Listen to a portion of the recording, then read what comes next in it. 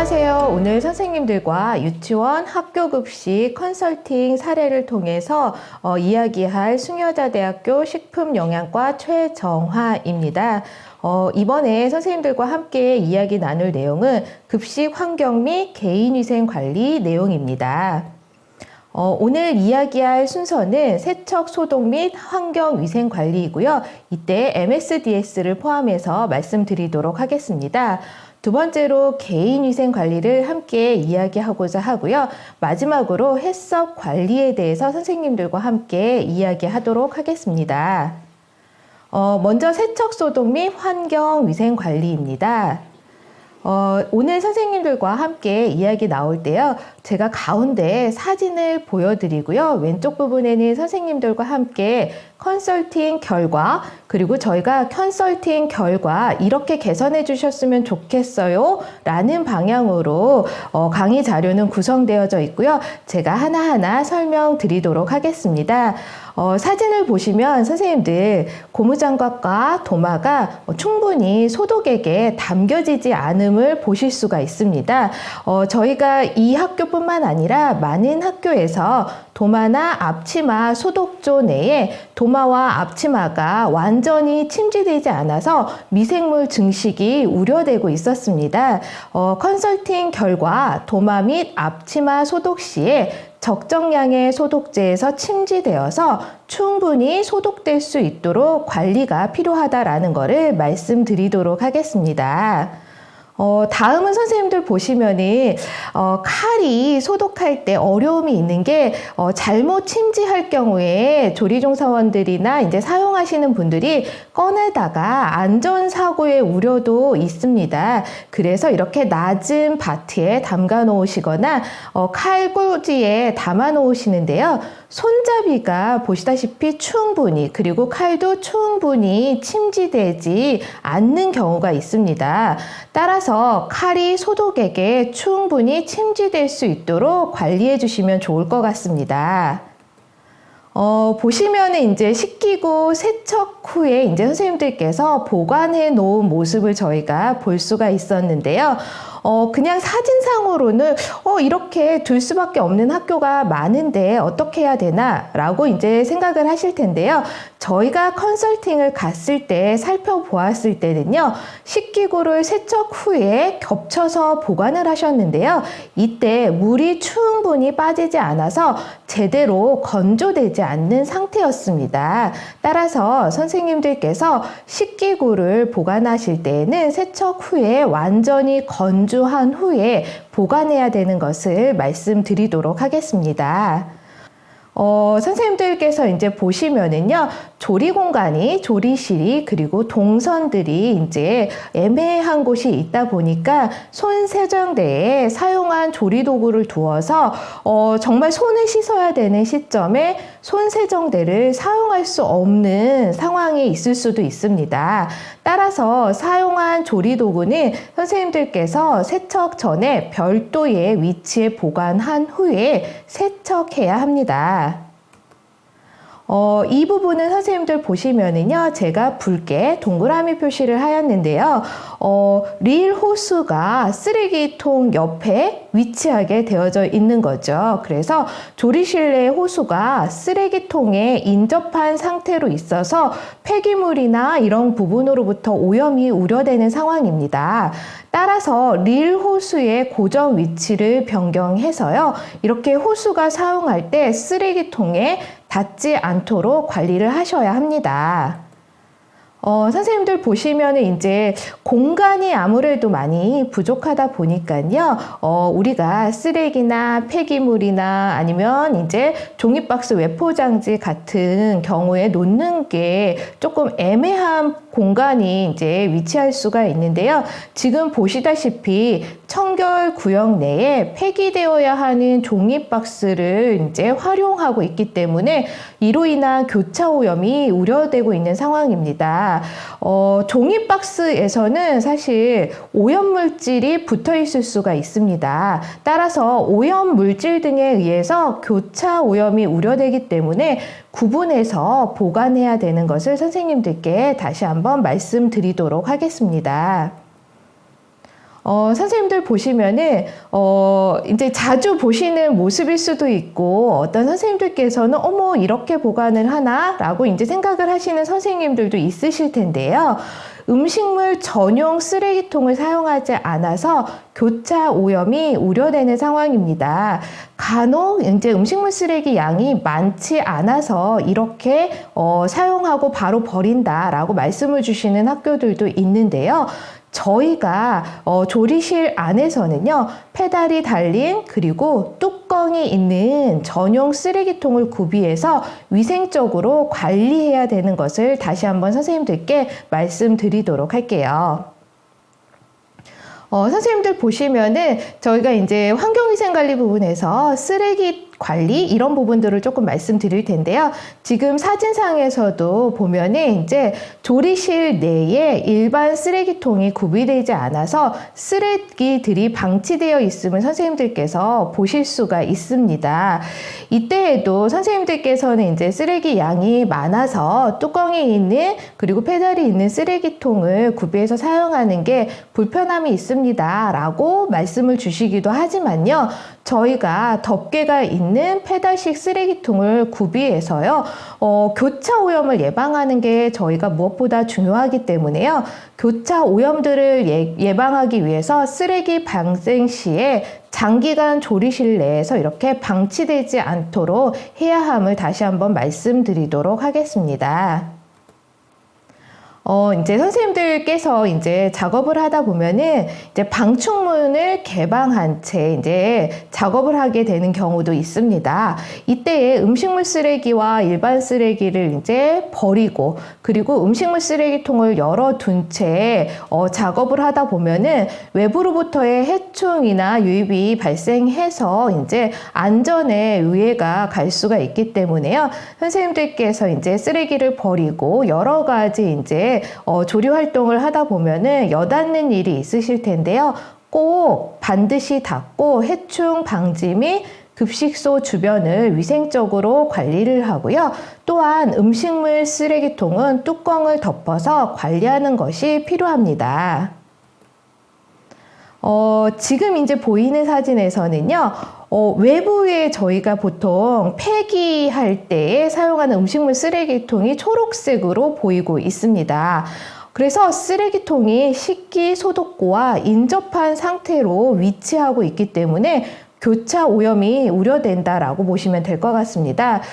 따라서 식기를 보관하는 청결 구역에서는요, 외부에 비치하는 음식물 쓰레기통을 두지 않고 관리해야 되는 것을 말씀드리도록 하겠습니다.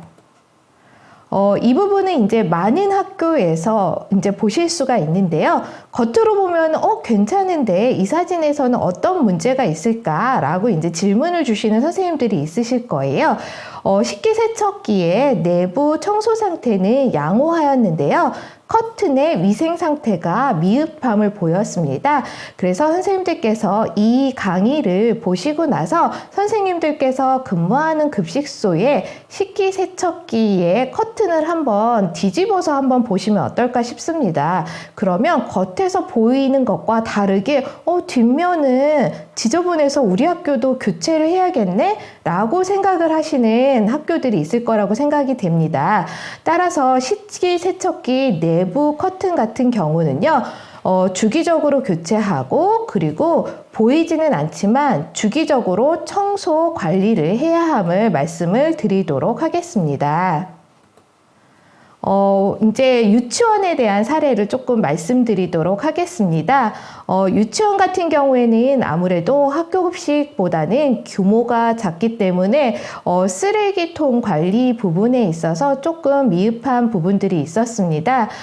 뚜껑이 있는 페달 쓰레기통이 있음에도 불구하고요, 우리가 조리하는 중에 발생하는 이제 폐기물이나 쓰레기를요, 일반 쓰레기 봉투에 넣어서 넣어서 이제 조리를 진행하고 있었습니다. 그러니까 페달 쓰레기통의 위치가 조리를 하시면서 쓰레기를 버리기에 불편한 곳에 위치하고 있었던 거죠.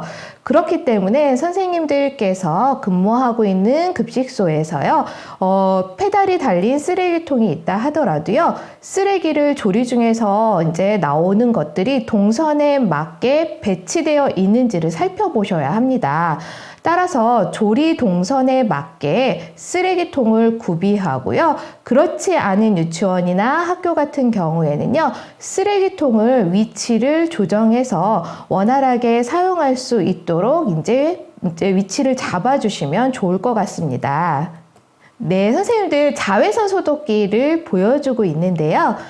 보시면은요, 자외선 소독구에 식기류가요, 굉장히 많이 담겨져 있습니다. 적정 용량 이상으로 보관되어 있어서 소독 효과가 감소되어 미생물 증식이 우려되고 있는 상황입니다. 선생님들께서 잘 아시다시피 자외선이 표면에 직접 조사되는, 그러니까 쬐어지는 곳에 소독의 효과가 있음을 아실 거예요. 그렇기 때문에 저희가 자외선 소독군에 식기류를 보관할 때에도요, 적정 용량만큼 보관해야 되고요. 이게 이제 많은 제품들이 소독구에 들어가 있는 유치원 같은 경우에는요, 추가적인 식기 소독구 마련이 필요하다라고 말씀을 드리도록 하겠습니다. 선생님들 보시면은 제가 빨갛게 표시를 해 놓았는데요. 여기에 보이는 게요, 골판지인 거죠. 아마 외포장지 상자를 여기다가 이제 놓고 식기구를 넣은 상태였습니다. 세척 후에 조리기구를 골판지 위에 보관하고 있어서 교차 오염이 우려되는 상황입니다. 따라서 골판지를 제거한 후에 조리 도구를 보관해 주셔야 합니다. 지금 보시면은요, 유치원 같은 경우에는요, 손 세정대를 놓을 공간이 참 잡기가 어려운 상황입니다. 그래서 이 유치원 같은 경우에는요, 세정대 옆에 이제 공간이 협소해서 위치하여 있는데요. 그래서 보시다시피 싱크대에 종이 타월과 손 소독제가 비치되어 있었습니다. 보시면은 사진상에도 이 손 세정할 수 있는 종이 타월과 소독제 앞쪽에 이제 우리가 식재료가 놓여져 있음을 볼 수가 있는데요. 사실 유치원 공간에서는 현재 손 세정대를 놓을 공간을 잡기가 어려움이 있는 상황을 다 알고 있습니다.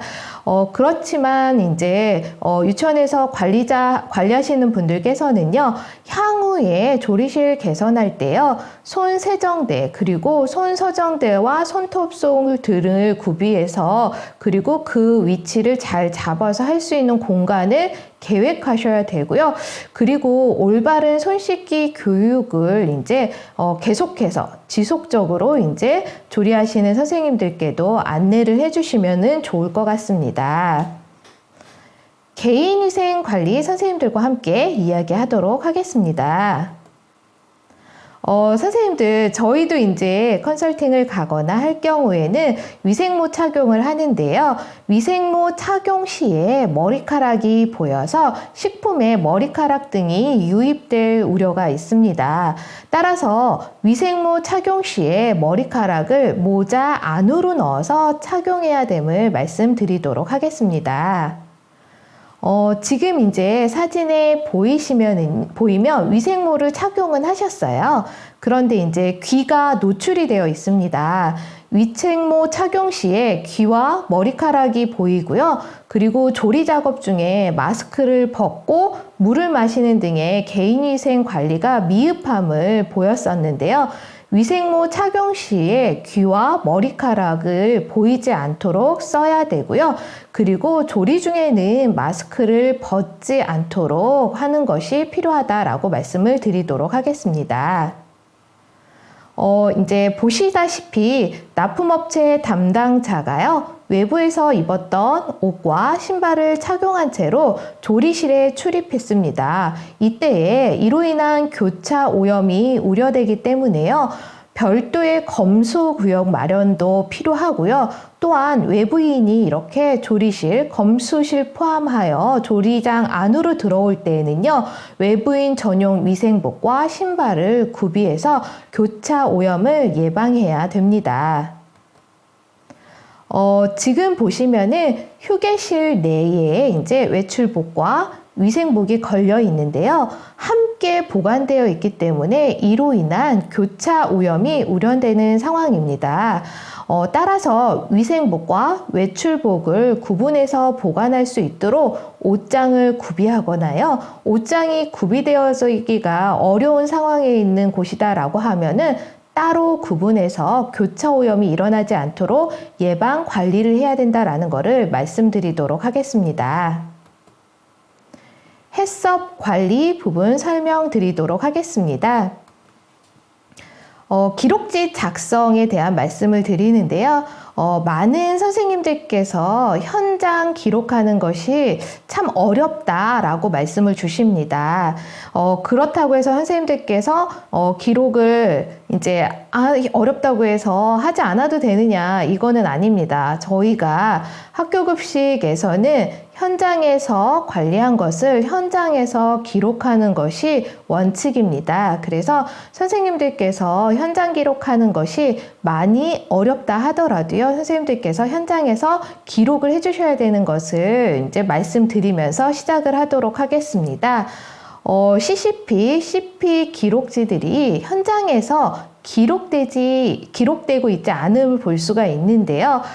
작업 지시서에 측정한 온도만 지금 동그라미 붉게 표시가 되어져 있는데요. 얘만 작성이 되어져 있는 상태였습니다. 또한 업무 담당자가 직접 기록하지 않고요. 다른 사람이 작성하고 있는 것을 저희가 살펴볼 수가 있었습니다. 현장에서 CP 기록지 관리가 많이 어려움이 있다라는 것은 알고 있지만 모든 CCP와 CP 기록지는요, 현장 기록이 원칙입니다. 따라서 현장에 배치해서 기록할 수 있도록 지도 그리고 교육이 필요합니다. 그리고 CCP 및 CP 작성은요, 영양교사, 영양사 및 업무를 수행한 조리사 그리고 조리 종사자가 현장 기록을 해야 합니다. 다른 사람이 하는 것이 아니라 그 작업을 수행했던 담당하신 분께서 현장에서 기록해야 된다라는 것을 다시 한번 강조해서 말씀을 드리겠습니다. 저희가 이제 이번 개정판 지침서를 나가면서 강조되고 있는 부분 중에 하나입니다. 저희가 이제 작업을 전처리실에서 했느냐, 조리실에서 했느냐, 이렇게 기록지 CCP2에 이제 표시를 하게 되어져 있는데요. 제가 네모로 빨간색으로 이제 표시를 해 놓은 거를 선생님들께서 한번 살펴보시면은요. 소독 후 썰기는 조리실에서 하셔야 합니다. 근데 표시를 보시면은 전처리실로 표기되어 있습니다. 그래서 선생님들께서 CCP2 기록지 작성 방법에서 특히 취급 장소 및 표기를 자세히 살펴봐 주시고요. 이에 대한 교육이 필요합니다. 그래서 소독 후에 썰기 작업은 조리실에서 실시해야 된다는 것을 다시 한번 강조해서 말씀드리도록 하겠습니다. 지금 보시면은요, 기록지가 깨끗하죠. 많은 학교에서 볼 수가 있습니다. 현장 기록이 안 되고 있습니다. 그때 이제 방문해서 작업을 하셨던 선생님들과 대화를 해보면 많은 어려움을 말씀을 주십니다. 말씀을 주시지만 앞서 제가 말씀드렸던 것처럼 저희가 기록지는 현장 기록이 원칙입니다. 따라서 어려움이 있다라고 말씀을 주시더라도요, 현장 기록에 대한 교육을 지속적으로 하셔야 된다라는 것을 말씀드리도록 하겠습니다. 그 다음에 CP2 식품 접촉 표면 및 세척 소독 기록지입니다. 세척기 통과 식판 온도는 71도씨 이상이 되고 있습니다.